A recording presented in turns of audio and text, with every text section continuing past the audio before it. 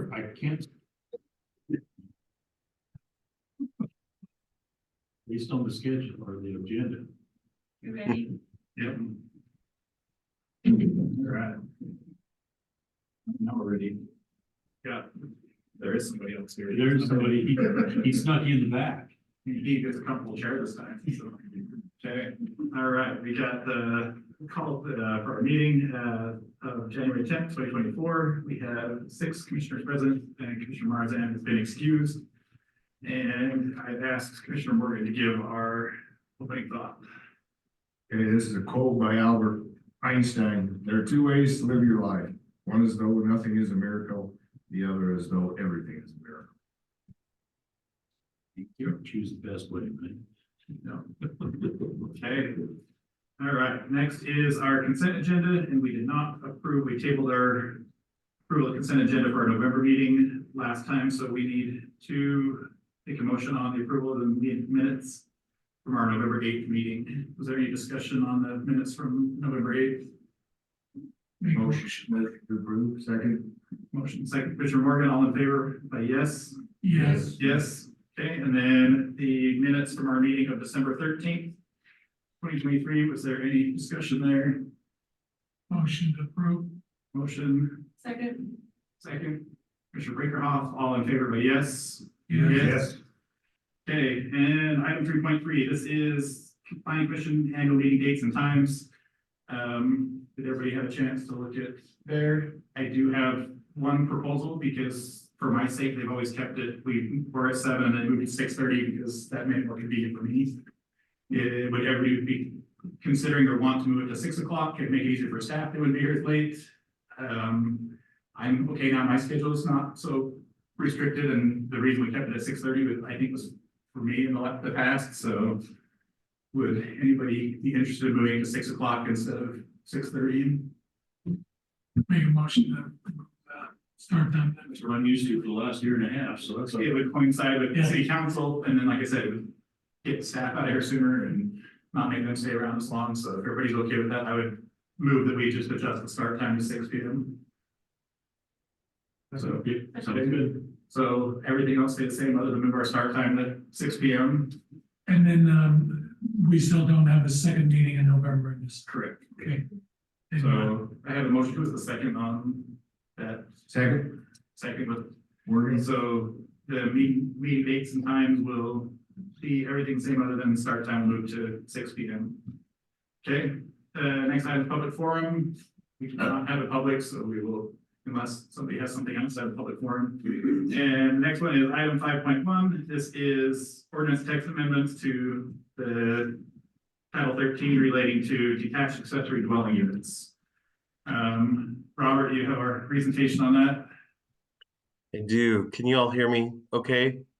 Yes. Yeah.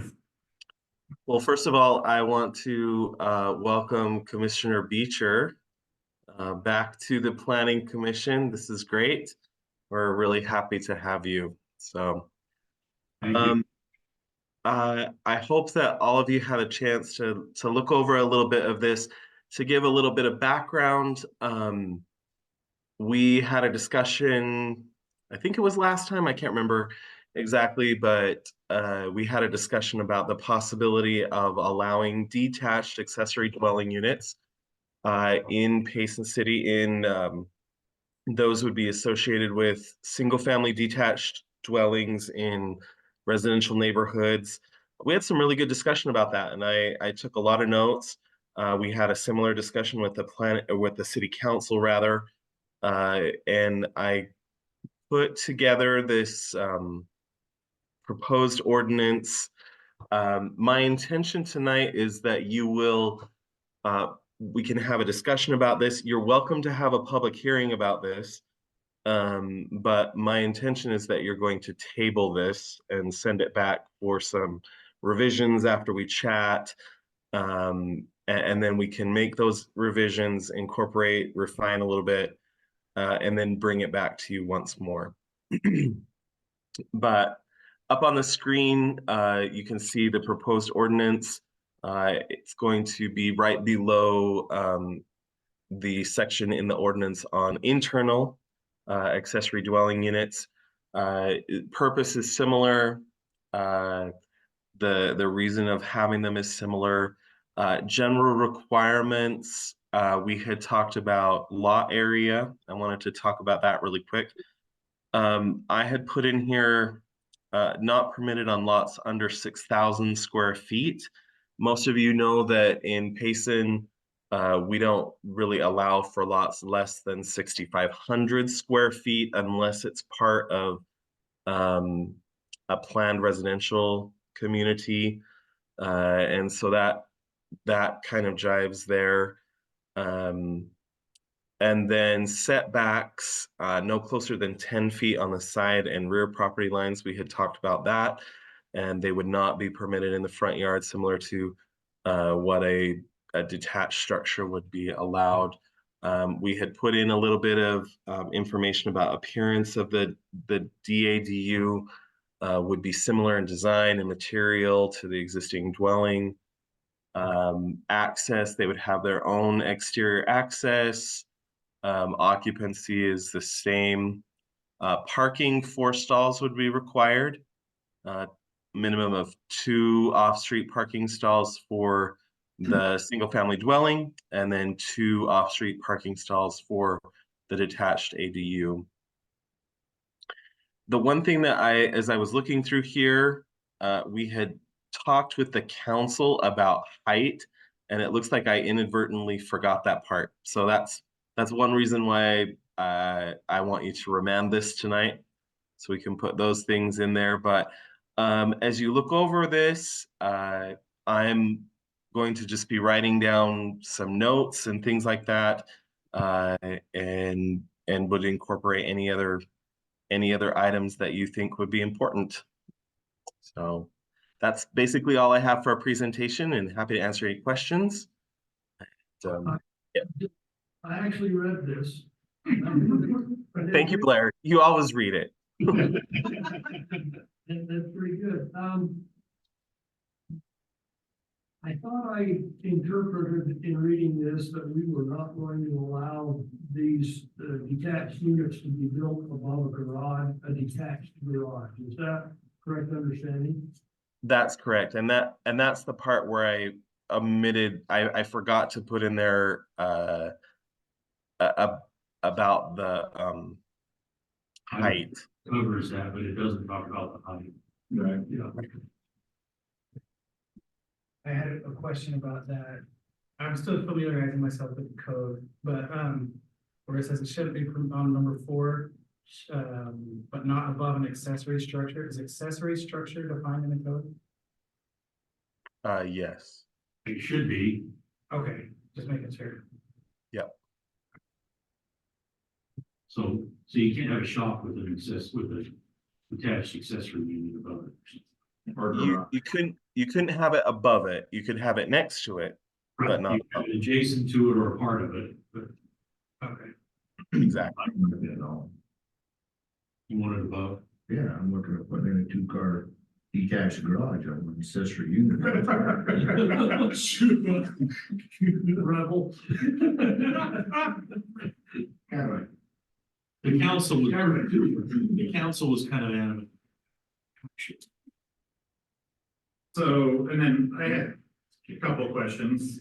We talked about, and this is in the detached accessory dwelling unit at the beginning of define it with each single family dwelling. Do we need to say single family lot versus dwelling? I mean, I think they kind of go together, the dwelling lot, if it's a single family.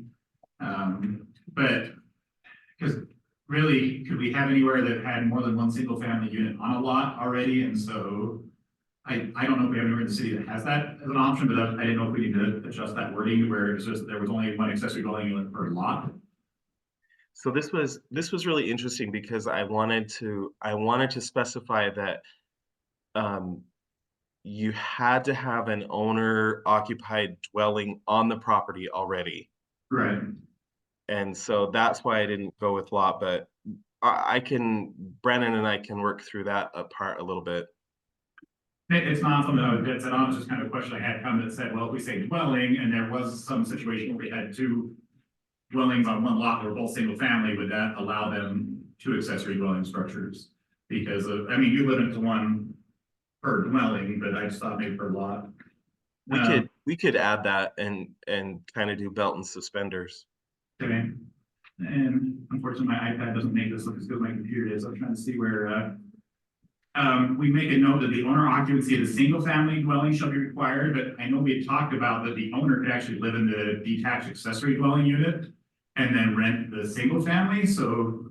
But they would still own the property. Right, but the wording says the owner occupancy of the single family dwelling shall be required. So I didn't know if that's something we need to look at, that the owner could live in either of the structures.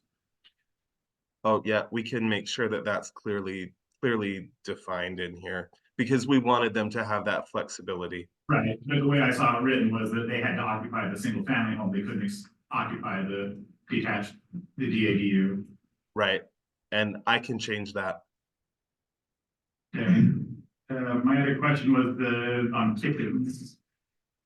The no second kitchens in either the DADU or the family dwelling. Is there a reason why we couldn't have a second kitchen in the single family dwelling?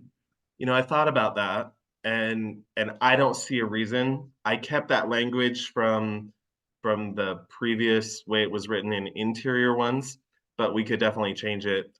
I don't see why you couldn't have a second kitchen in the single family dwelling and then just have one kitchen in the detached ADU.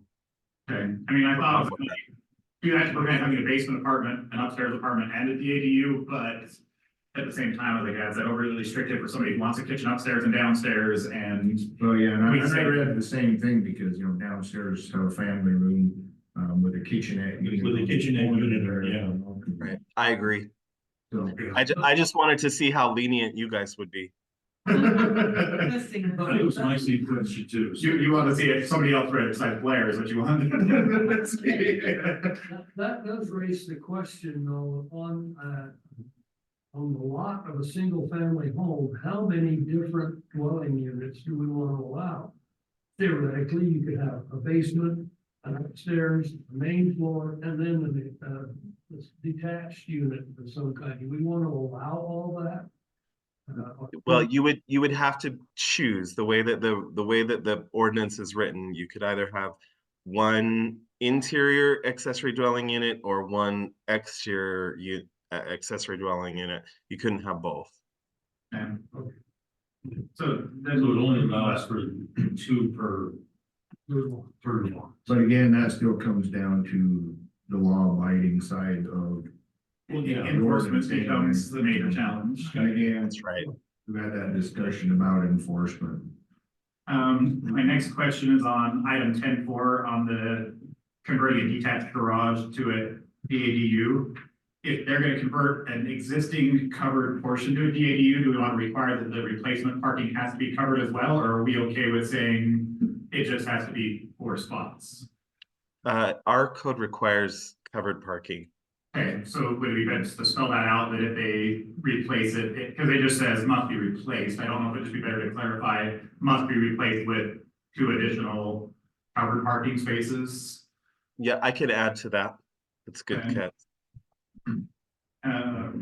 It actually doesn't say it is covered, so. Right. It'd be good to have That's, that if they're gonna take out covered parking, they need to replace it with covered parking. And then there was a question, or not really a question, a couple times you call them accessory apartments, I just don't know for the sake of conformity, if we just call it DADUs everywhere, or if there was a reason why we're calling it accessory apartments in a couple of spots. No, I can do find and replace on that one. Okay. And then I had a question on this renewal. When would I didn't see when a renewal would be required. There was, Change of ownership. so would that be a renewal or a new permit though? That's why I wasn't sure Yeah. if. That it was, now I'm trying to find out where it was. It's like I said, my iPad's not pulling up right alongside the text where it usually is.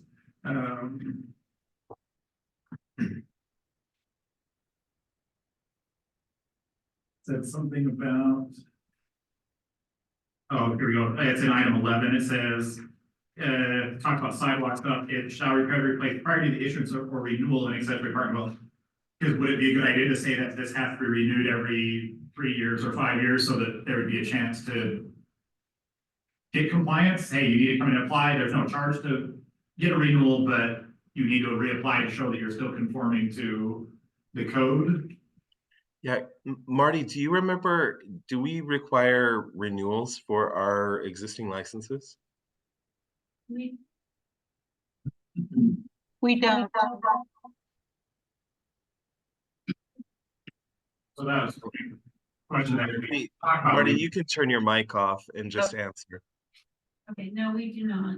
Okay, Well, the We don't question need I had, and we talked about this before, because I believe Provo City to rent a house or rent a unit on your property, you've got to maintain a business license or something to the effect of license for rent, so that they can, We don't so do it can that be either. I tracked. just didn't know if it would help with compliance if we just said, hey, this has to be, the first time there's a fee, but after that, there's no fee, but you just have to provide documentation that you're still maintaining compliance. If you're gonna do that for a detached, you're gonna have to do it for an internal.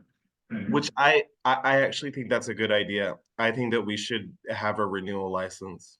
So, Yeah, some period that, I don't know, I just, again, compliance and enforcement becomes a huge problem, but if there was a renewal period that was there, I thought that would be helpful, and you called out renewal in here. yeah. That's good. And that's why I was like, because when I was looking at the rest of the committee, I'm like, I don't see anything about renewal, like I said, you see if they move, then they have to get a new one. Right. So would a renewal be just for that license and then when they sell the property? Then it'd be a new permit at that point, totally, the new owner would have to say, yes, I'm still living here now, it's a new permit at that point. Okay, But the renewal would be, I've been living in the house for 20 years, but every 3 years or 5 years, I have to come in and just renew that permit. does that renewal include having inspections done? I don't know, you have to have inspections, but just showing compliance, How- showing that they're still owner occupied. Hey, just show that you still live there and you're still using this unit would be helpful because. And I'm not so sure an inspection wouldn't be good to do, because now you've got to rent a unit on property, and to keep renting the unit Right. up to livable We could have a conditions, fee, you know. nominal fee of Yeah, $50. Right? but yeah, Yeah. every 3 years, say, hey, we still live here, we're still owner occupied. Because otherwise, somebody's gonna live there for a year, start renting both units, and then all of a sudden we have non-compliance. But if they have to come back in and verify that they still live there and are renting the unit, at some sort of interval, it should help cut down on both between rentals. Yep, I think that's a great idea. So, And if it's you have an inspection, you do need to charge a small fee. It doesn't have to be a lot, but a small fee. Yeah, at least So the it should just inspection be a fee. renewal fee and that. Right. Even if it's just $20, you still need to charge. right. Yeah. So anyway, another question was on the address placards. Is that something, and I don't know this, is that something we have to get approved by the post office? Do they have to get The where their city mail, assigns the the address. city assigns it, but then do they have to have approval where the mail's getting delivered and everything by the post office? Is that something that's a requirement, or? I think that'd be a postal issue. But they have to have approval from the post office to deliver mail to that address, or? yes, but the post office is pretty accommodating with that. They basically just have to let them know that it's a new address, which would be assigned by us. And then they would just let the post office know that. Sorry, I'm dominating. Anybody else want to jump in before I keep going?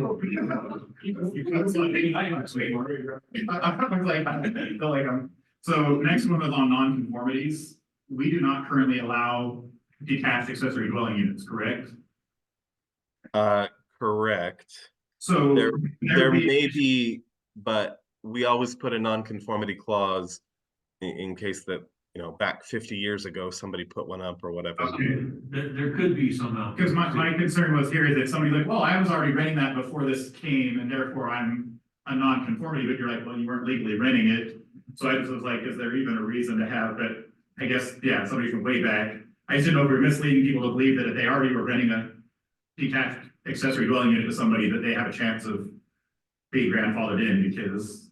Well, and that's why in the middle of the paragraph, it says that the burden of proof has to be, is on the property owner. Right. Okay. And then one last one I had was on the determination of owner occupancy status. I didn't know if there'd be something good in there that just says that if the owner does not occupy the home or the DADU for a period of more than 30 days in a 12-month period, then the permit should be revoked. Just basically being like, hey, if you're gonna be away from the property for long periods of time, you can't have it a permit for a DADU. Because then they have somebody who's like, oh, it's my primary residence, but I only live there 30 days out of the year.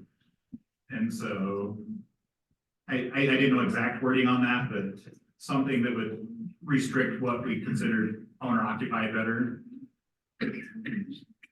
I hate to throw in confusion here, but I'm thinking about a retired couple who decide to serve an LDS mission. And they are compliant before they leave the mission. Now they want to have one set of grandkids in one and another set in the other. It's, Are we gonna get in the way of that, or we need to make a provision for that? So, I know that other cities make a provision for that.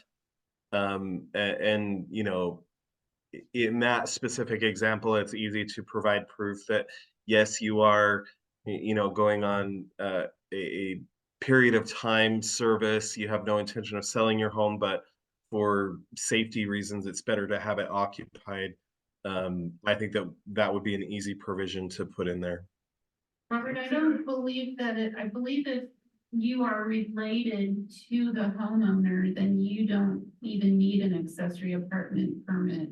They Well, can live there. Correct. yeah, but the way it's funded here is they have to be at least a 50% owner of the single family unit, at least the way it's written in the code that he's got here. Yeah. So I can see where Commissioner Warner's concerned of, hey, well, we're dating for 2 years, we're not currently occupying with somebody else. But if you own a home and you go somewhere and let your family live in it, if they all are related to you, then But I think that we should still have that provision because it doesn't have to be just family. I mean, I wouldn't have a problem with them, you know, letting anybody live there. Okay, so yeah, it's figuring out a way to word that, but yeah, I just was just kind of concerned because you'll see people that, well, I'm gonna buy this and as an investment, I'll live there for 6 months and then now I'll turn it into a rental for both units.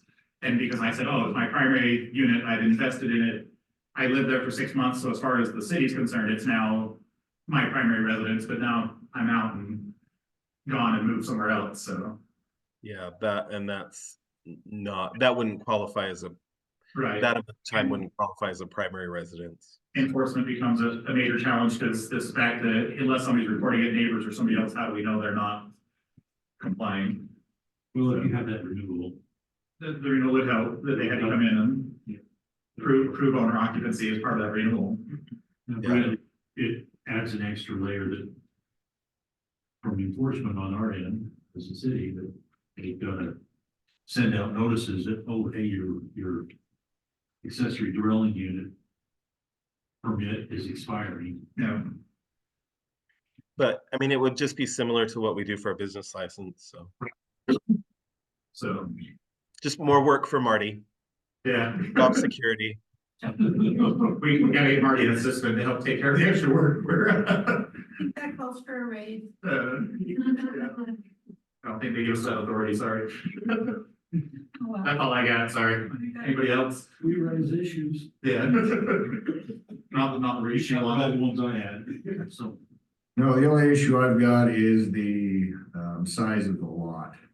Because, you know, we talked before about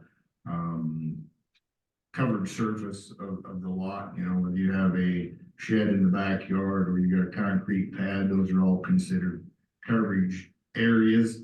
But my concern is here is because we are seeing, and I understand the housing shortage issue that the state's throwing in all the cities' faces, but I'm kind of against all this high density housing and that's all I see. And so by saying 6,000 square foot, we're gonna let you put an accessory dwelling on that. Now you're in a neighborhood of basically 6,000 square foot lots, which is not true, but now you start throwing an accessory dwelling on all those lots, so it makes it more affordable for them. And all of a sudden, you're just taking a single family neighborhood and turning it into more of a high density area with traffic and parking. So I would like to see this thing expanded out to 8,500 feet or whatever that zone is, you know. Okay. How did the rest of you feel about that?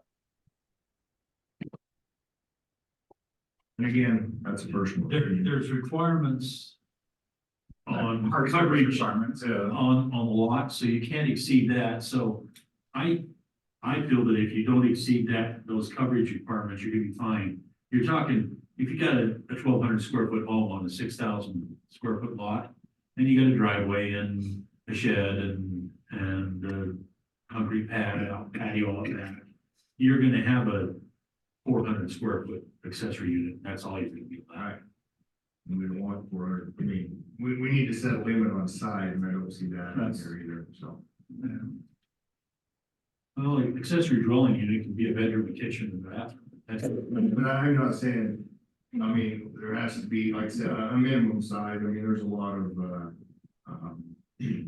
basically, one room apartment type things, and bed and kitchen and a remote bathroom type of thing, but, I think the overall size in general has to be limited to 70 square feet.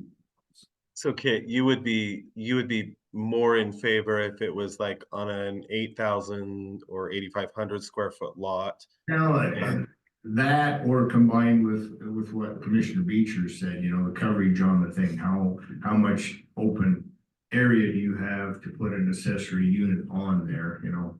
Just so something's spelled out where, you know, you can't go out and say, well, I got a 20 by 20 lot plot out here, and I'm gonna throw up an accessory unit there. And We have lot coverage requirements in the code. Right. yeah, it's already in there.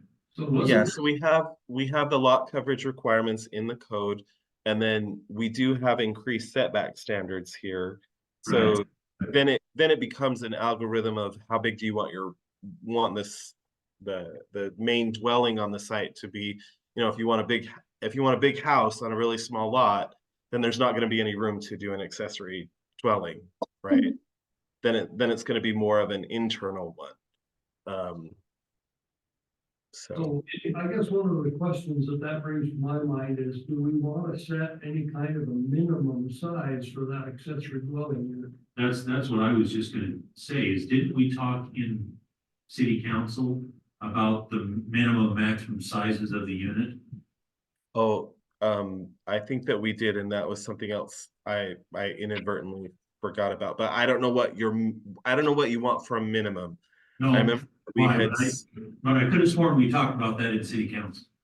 I can go through and look at my notes, but I remember that we had talked about a maximum size of 1,200 square feet, Yes, that sounds right. and then I think a minimum size of 300. Yeah, that sounds right too. And definitely, I would think of a studio apartment as being kind of the minimum Yeah. for that. Yeah. Kitchen, bedroom combination with bathroom. For the bathroom. Anything, and generally anything smaller than 300 square feet is considered like a micro unit. Yes, they exist. I mean, a hotel room can, averages around 200 to 300 square feet. 150, 300, yeah. 150, right? But I mean, for a comfortable living area, I think I wouldn't have any problem putting a minimum requirement of 300 square feet.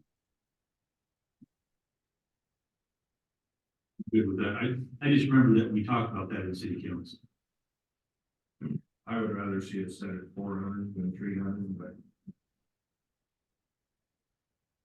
Like I said, again, I'm looking at taking single family neighborhoods and everybody's going, oh, well, we're putting accessory dwelling in, but then of course the utilities, everything becomes a burden. That's why we discussed, this will probably be more,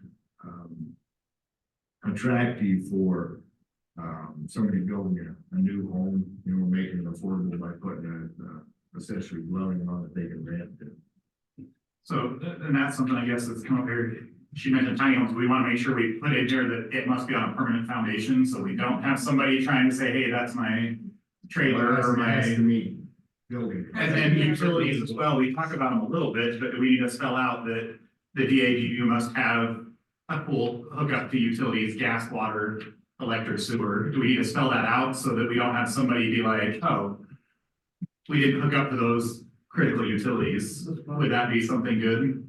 I think that's a building code issue. Okay. And that's in here. complete past building inspection. Okay. Yeah.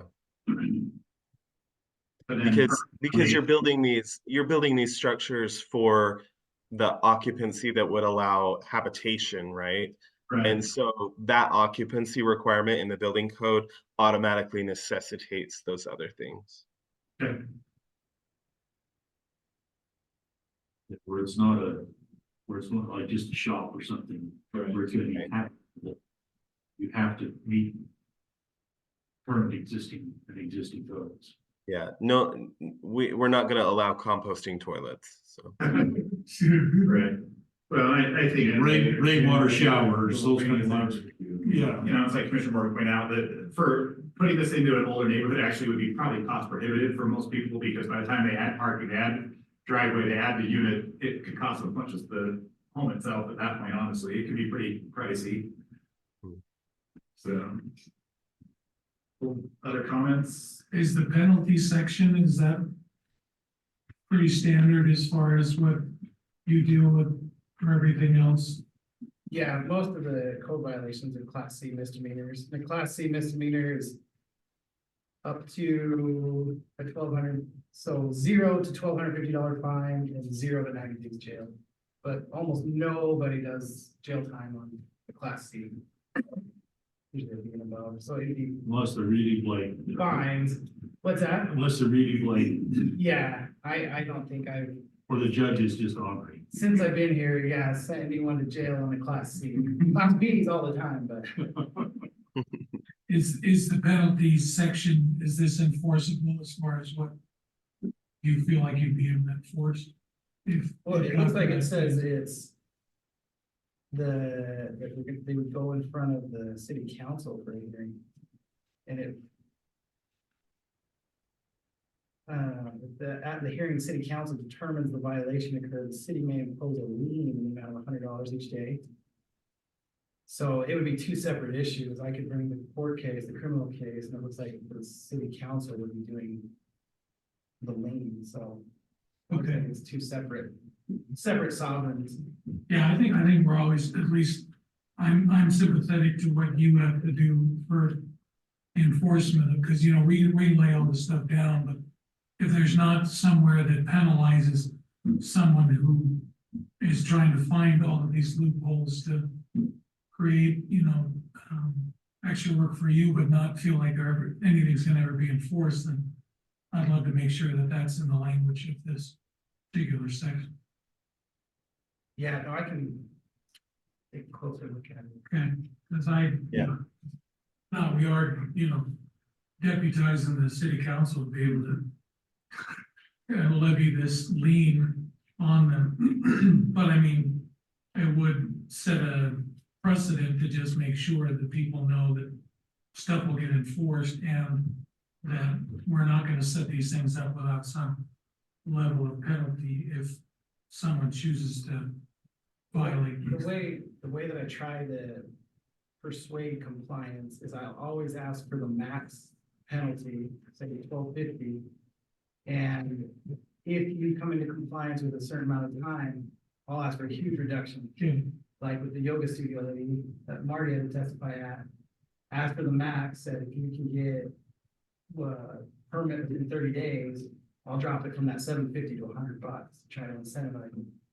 A lot of people respond, some people don't, so some people they won't pay, they'll have thousands and thousands in fees, but that'll get sent to the Office of State Debt Collection, becomes a judgment, like it affects them, it affects their credit, it affects the state will intercept tax refunds, so they can levy bank account, stuff like that.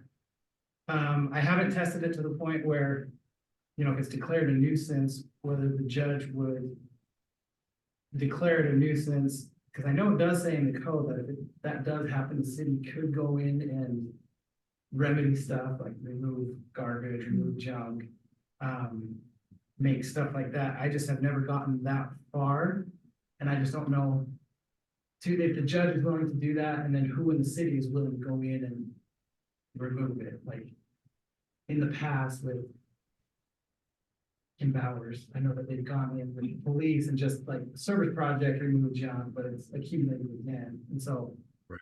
that I don't know, I haven't pushed it that far. Yeah, I'm always gonna be sensitive to making sure that we can find a way to not let somebody just think, oh, this is Payson, they're never gonna enforce this. I'm not buying that. Thank you for examining that. Other comments or discussion? So we have it scheduled for public hearing, but the recommendation is to remand us back to staff for final revisions and stuff. Would somebody like to make a I'll make a motion that gets remanded back due to some language that needs to be revised. Specifically regarding, what was the one, the height part of it? There's several things. Yeah. There's several things. I guess, do I need to officially open a public hearing to be able to remand this back to staff though? It's up to you. You can, And we you just, can actually, Do you want to just table it and move it to a future public hearing, or do you want to do the public hearing now and be done with it? that's completely up to you. want to save the public hearing until we get a final. Okay. Okay. Here. So we're So suggesting. just remand it back to staff. Remand it back to Have a staff. public hearing at a future date. Okay. Correct. Okay, and so you want to continue your motion then? Sorry, I just want to clarify on that before we. No, it's fine. I'm just, making a motion to remand it back to staff to revise this document before it's then presented for public hearing. No second then. Second, Commissioner Beecher, all in favor, by yes? Yeah. Yes. Yes. Okay, Thanks, everybody. thank you. Thanks, Rob. Commission and staff reports. Anybody? Training? Nope, Chip's not here. No training tonight.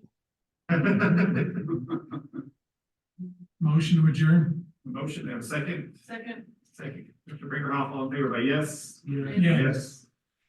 Thank you. Thanks, everybody. Have a great night. Thanks, Robert. You too.